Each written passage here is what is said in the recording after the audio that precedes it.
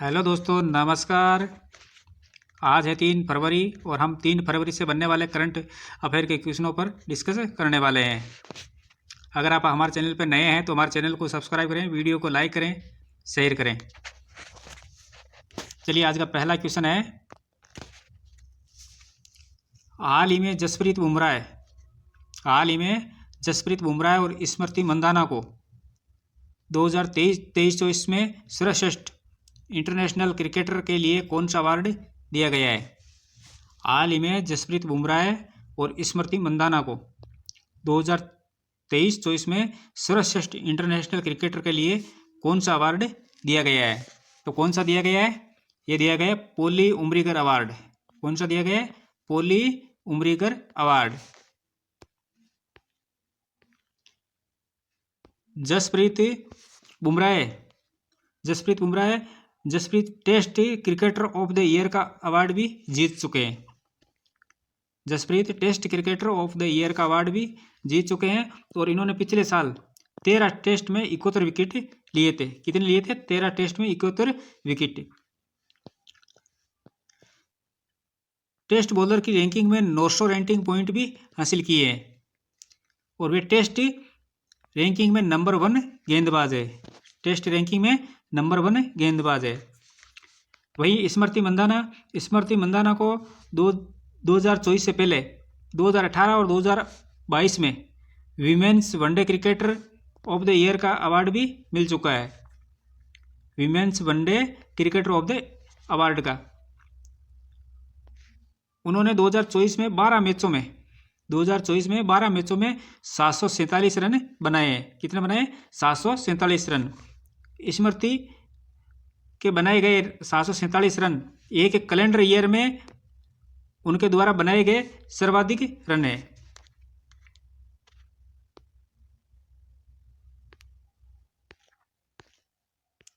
Next question है, हाल ही में अमेरिकी राष्ट्रपति डोनाल्ड ट्रंप ने कनाडा और मेक्सिको पर कितने प्रतिशत टैरिफ लगाया है। हाल ही में अमेरिकी राष्ट्रपति डोनाल्ड ट्रंप ने कनाडा और मेक्सिको पर कितने प्रतिशत टैरिफ लगाया है। तो कितने प्रतिशत लगाया है? ये लगाया 25%। कितने? 25%।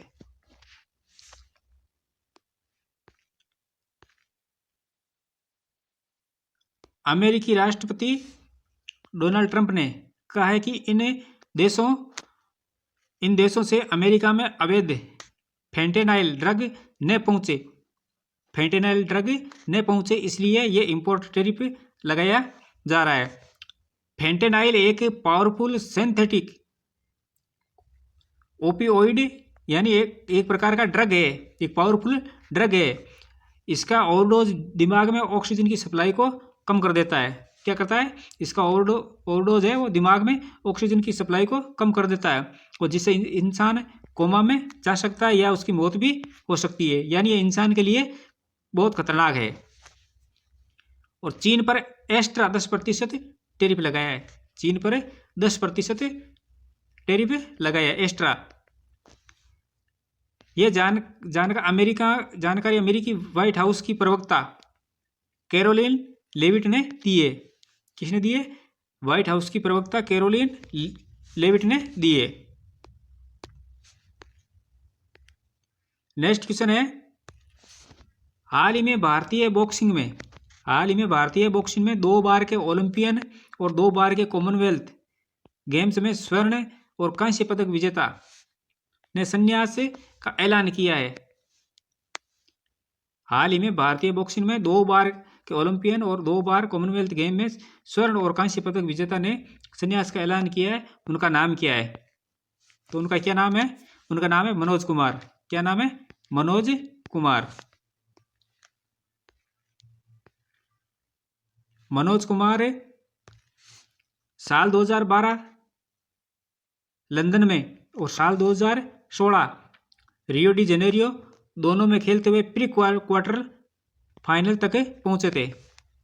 2012 में लंदन और 2016 में रियो डी जेनेरियो में दोनों में खेलते हुए प्री क्वार्टर फाइनल तक पहुंचे थे। 2014 में इन्हें अर्जुन अवार्ड दिया गया है भारत सरकार द्वारा। 2014 में अर्जुन अवार्ड दिया गया है भारत सरकार द्वारा, और 2018 में भीम अवार्ड दिया गया है। 2018 में भीम अवार्ड ये दिया गया हरियाणा सरकार द्वारा। किसके द्वारा? हरियाणा सरकार के द्वारा। 2010 में स्वर्ण पदक जीता था राष्ट्रमंडल खेलों के अंदर। 2010 में स्वर्ण पदक जीता था राष्ट्रमंडल खेलों में, और 2016 में भी स्वर्ण पदक जीता है वो दक्षिण एशियाई खेल में। नेक्स्ट क्वेश्चन है, हाल ही में देश का पहला vertical lift up Pamban bridge का ट्रेन ट्रायल हुआ है। हाल ही में देश का पहला vertical lift up Pamban bridge का ट्रेन ट्रायल हुआ है। ये कहाँ पर बना है? ये बना है रामेश्वरम में।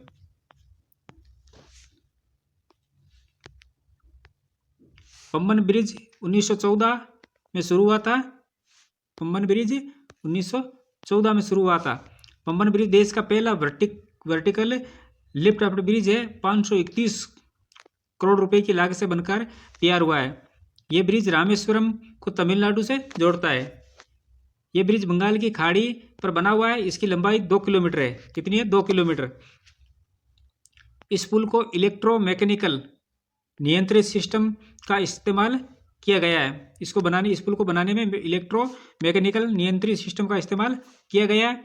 और इस पुल को रेल विकास निगम लिमिटेड ने बनाया है। यानी बनाने वाली कंपनी कौन है? रेल विकास निगम लिमिटेड। ये पुल गति, सुरक्षा, नवाचार के लिए डिजाइन किया गया है। किसके लिए? गति, सुरक्षा और नवाचार के लिए।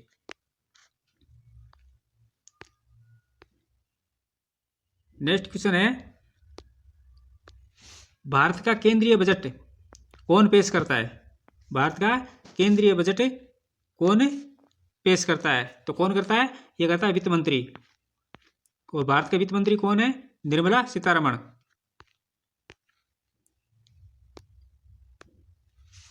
वित्त मंत्री निर्मला सीतारमण ने 1 फरवरी 2025 को 8वीं बार बजट पेश किया है। यानी सर्वाधिक बजट पेश करने का नाम भी इनके नाम ही है। और स्वतंत्र भारत का केंद्रीय बजट पेश करने वाले पहले वित्त मंत्री R.K. षणमुख शेट्टी थे। कौन थे? R.K. षणमुख शेट्टी। संवैधानिक अनुच्छेद 112 केंद्रीय बजट से संबंधित है। भारत में वित्तीय वर्ष अवधि 1 अप्रैल से 31 मार्च तक है। भारत के दो वित्त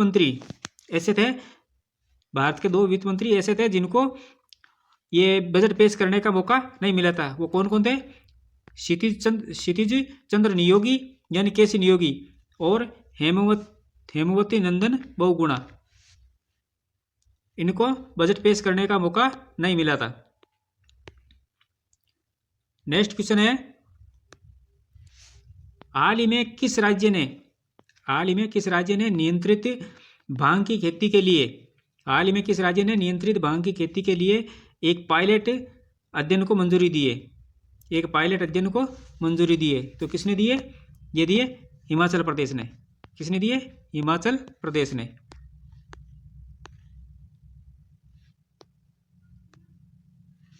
मुख्यमंत्री हिमाचल प्रदेश के अंदर जो योजनाएं हैं, मुख्यमंत्री बाल पौष्टिक आहार योजना का शुभारंभ भी हिमाचल में हुआ था। और हिमाचल में विद्या समीक्षा केंद्र शुरू किया गया है। हिमाचल सरकार ने पूरे राज्य को प्राकृतिक आपदा प्रभावित क्षेत्र घोषित किया है। हिमाचल प्रदेश में सशक्त महिला ऋण योजना लागू की गई है। और बल्क ड्रग पार्क भी हिमाचल प्रदेश में। और हिमाचल के हाटी समुदाय को अनुसूचित जनजाति का दर्जा केंद्र सरकार ने दिया है। और हिमाचल प्रदेश में रोपवे परियोजना भी शुरू की गई है। हिमाचल प्रदेश को पहला जैविक विविधता पार्क भी मिला है। और कामधेनु हितकारी मंच को गोपाल रत्न पुरस्कार भी दिया गया है।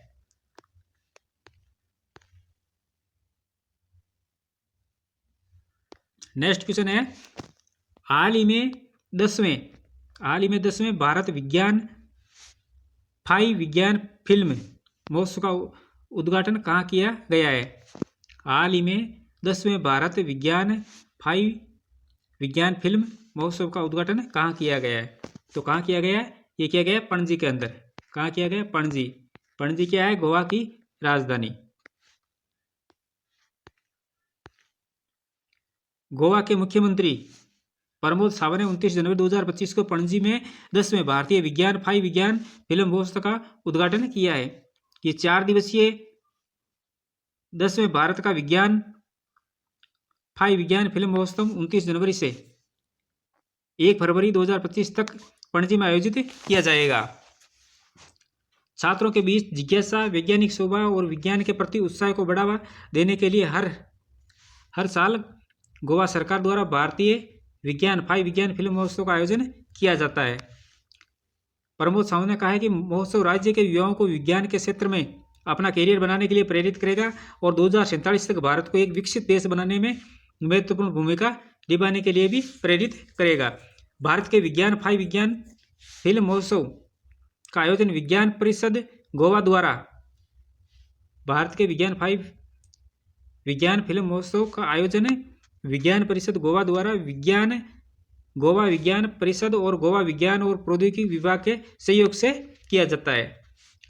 10वें भारत के विज्ञान फाई विज्ञान फिल्म महोत्सव का विषय हरित क्रांति है और ये भारतीय हरित क्रांति के जनक डॉक्टर MS स्वामीनाथन को श्रद्धांजलि है। नेक्स्ट क्वेश्चन है, हाल ही में कहाँ महिला उद्यमियों के लिए विशेष औद्योगिक पार्क स्थापित किया जाएगा। हाल ही में कहाँ महिला उद्यमियों के लिए विशेष औद्योगिक पार्क स्थापित किया जाएगा। तो कहाँ किया जाएगा ये?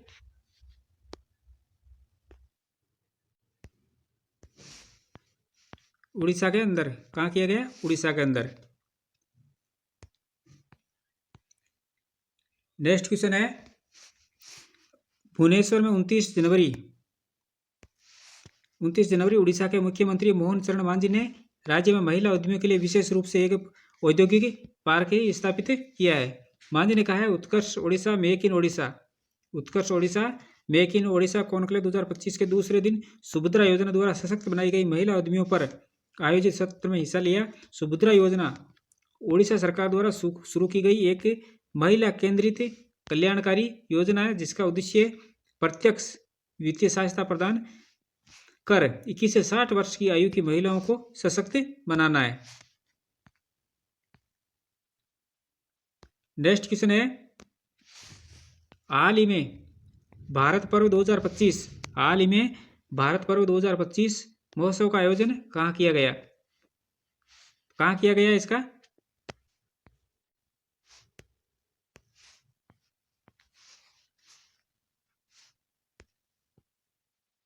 इसका दिल्ली के अंदर आयोजन दिल्ली में किया गया है।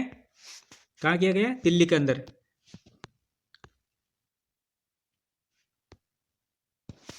भारत पर्व 2025 का आयोजन 26 जनवरी से 31 जनवरी तक दिल्ली के लाल किले में किया गया था। इस साल भारत पर्व का विषय देखो अपना देश। इस साल भारत पर्व का विषय था देखो अपना देश। इस पर्व पर गणतंत्र दिवस की झांकी के अलावा कई राज्यों की झांकियां भी शामिल हुई और भारत पर्व में सशस्त्र बलों के बैंड का प्रदर्शन, लोक और जनजातीय प्रदर्शन, शिल्प मेला और फूड कोर्ट लगा था। इस पर्व में नुक्कड़ नाटक, चित्रकला प्रतियोगिताएं और प्रश्नोत्तरी जैसी गतिविधियां भी आयोजित की गई थी। नेक्स्ट क्वेश्चन है, हाल ही में सोनी ग्रुप कॉर्प ने किसे अपना नया CEO नियुक्त किया है? तो किसे किया है? ये क्या है? हिरोकी टोटोकी। किसे किया गया? हिरोकी टोटोकी। सोनी ग्रुप कॉर्प ने अपना नया CEO इसको नियुक्त किया गया है। किसे जी? ये मारुति सुजुकी की बनी थी अभी हाल ही में। और केनिचिरो योशिदा, ये जो हिरोकी टोटोकी है, ये इनकी जगह लेगी। हिरोकी अप्रैल में केनिचिरो योशिदा का स्थान लेगी। और योशिदा जो वर्ष 2018 से CEO के पद पर है और चेयरमैन के रूप में बनी रहेगी। चेयरमैन के रूप में बने रहेंगे।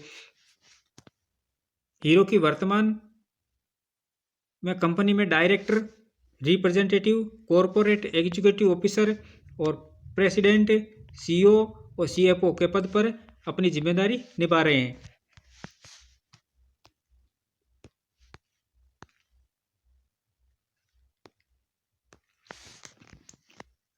हाल ही में हिमाचल प्रदेश सरकार द्वारा हाल ही में हिमाचल प्रदेश राज्य सरकार ने सद्भावना विरासत मामले समाधान योजना 2025 को मंजूरी दी गई है। और हाल ही में विंध्या रानी ने राष्ट्रीय खेलों में 55 किलोग्राम वर्ग भारोत्तोलन प्रतियोगिता में स्वर्ण पदक जीता है।